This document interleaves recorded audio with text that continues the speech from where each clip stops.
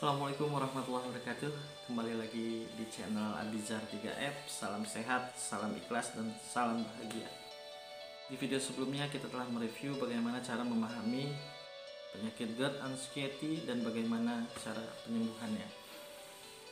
Di video kali ini saya akan berbagi pengalaman bagaimana saya bisa keluar dari penyakit ini dan bisa sembuh seperti saat ini.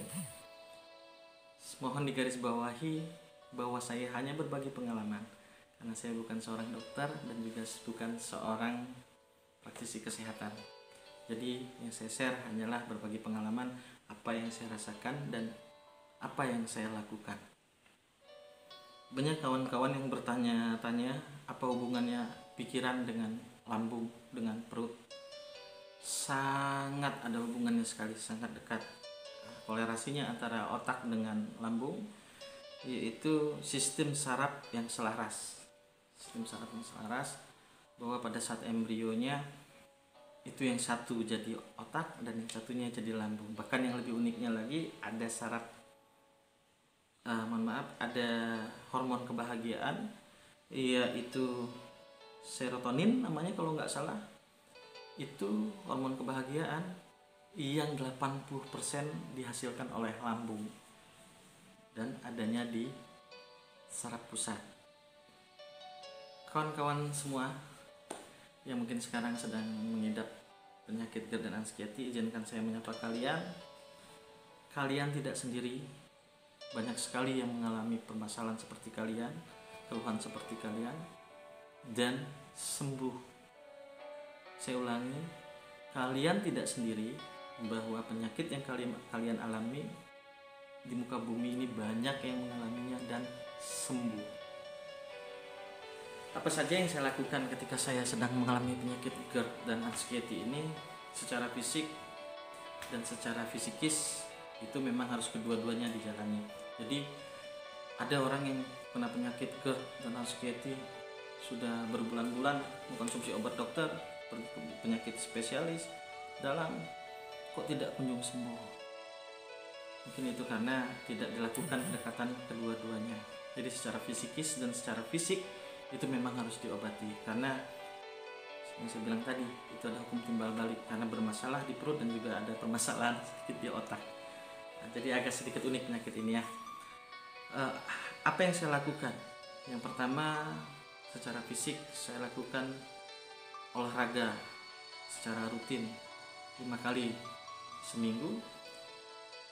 Aktivitas ringan minimal 20 sampai dengan 30 menit setiap hari selama seminggu, itu 5 hari saja. 2 hari biarkan tubuh kita beristirahat. Dan yang kedua, tetap berinteraksi dengan orang di sekeliling kita. Karena apa? Karena ketika kita merasakan penyakit ini, itu kita lebih banyak diam di rumah akan menghambat juga penyembuhan kita. Karena ketika kita berinteraksi dengan orang lain, dalam waktu kita berinteraksi dengan orang lain, sedikit berkurang pikiran kita memikirkan penyakit tersebut. Yang ketiga, apa yang saya lakukan secara fisik, yaitu dengan ketika bangun tidur saya menarik napas, tahan beberapa detik dan saya hempaskan pelan-pelan, dan saya kasih sugesti ke diri saya sehat, dan terus begitu. Dan ini saya lakukan ketika bangun tidur dan juga pada saat mau tidur di malam hari. Saya tarik nafas dan saya katakan pada diri saya sehat, saya sehat. Nah, ini secara fisik, dan secara fisikisnya tentunya ini yang sangat membantu sekali dalam proses penyembuhannya. Yang pertama, dekatkan diri Anda dengan Sang Pencipta. Pastinya dekatkan dengan agama ya, agama apapun, dekatkan diri Anda dengan agama, karena itu sangat membantu, karena akan memberikan ketenangan.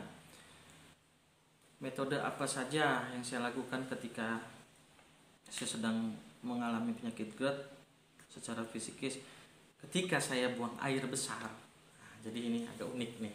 Ketika saya buang air besar, saya ke kamar mandi, itu saya kembali sugestikan diri saya. Ketika saya pup ya, itu saya sugesti diri saya, bahwa saya katakan dengan diri saya Saya sudah sehat. Saya sudah sehat. Saya hari ini bahagia. Saya hari ini sehat. Jadi saya tanamkan terus ketika saya buang air besar. Ini agak unik. Ternyata saya tidak dapat saran dari mana-mana. Itu karena saya pernah berpikir, kawan-kawan bisa rasakan mungkin ya, ketika ini orang yang memiliki penyakit GERD dan anxiety ini biasanya ketika keluar dari kamar mandi itu merasa deg-degan, cemas, nambah gitu. Artinya gejalanya datang ketika kita keluar dari kamar mandi. Oh ternyata pada saat kita buang air besar itu alam bawah sadar kita itu terbuka. Nah disitulah kita bisa memanage alam bawah sadar, membuang yang tertanam di bawah alam bawah sadar kita. Jadi kita bisa memasukkan sugesti, katakan bahwa diri kita sehat. Oh ternyata efektif, saya lakukan terus, berangsur membaik, mulai membaik, sedikit membantu lah ya. Belum sehat banget pada saat saya melakukan itu. Begitu selanjutnya saya berpikir lagi gitu, kok ngaruh banget ya, ngaruh banget. Dan saya coba dengar di YouTube, oh ternyata memang ketika kita PUP atau BAB itu alam bawah sadar kita sedang terbuka. Dan saya kaitkan dengan agama saya gitu. Kenapa kita pada saat masuk ke WC kita harus berdoa, begitu keluar dari WC kita juga harus berdoa. Dan yang lebih uniknya, sunnahnya, kita harus menutup ubun-ubun kita. Oh ternyata pada saat kita masuk ke dalam kamar mandi, kita memiliki pemikiran negatif, itu akan mudah sekali terekam oleh alam bawah sadar kita. Dan ya mungkin saja dalam sudut pandang lain kita nggak boleh gitu berpikir negatif di dalam toilet atau kamar mandi, karena itu akan ada setan yang lebih menakut-nakuti kita lagi gitu. Jadi ketika kita keluar kita makin cemas. Oh ternyata ini ada hubungannya gitu. Secara sunnah, oh iya ternyata memang kita harus berdoa sebelum masuk kamar mandi. Ketika kita mengucapkan doa sebelum kita masuk kamar mandi, ingatan kita terhadap doa tentunya yang maknanya baik. Begitu kita BAB, maka akan masuk ke dalam bawah sadar kita kata-kata yang baik dan kalimat yang baik. Jadi oh di sini saya manfaatkan situasi pada saat saya buang air besar atau BAB, saya mensugesti diri saya sehat dan saya sangat bahagia. Dan ingat, apapun yang Anda lakukan aktivitas itu, bangun tidur sangat menentukan ketika Anda tidur nanti gitu. Jadi kalau misalnya Anda sudah cemas ketika bangun tidur, itu akan sampai kita mau tidur akan cemas.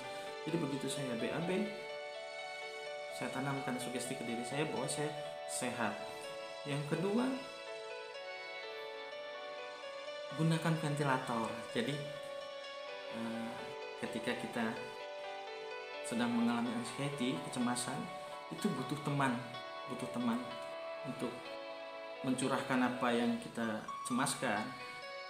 Butuh teman sekali.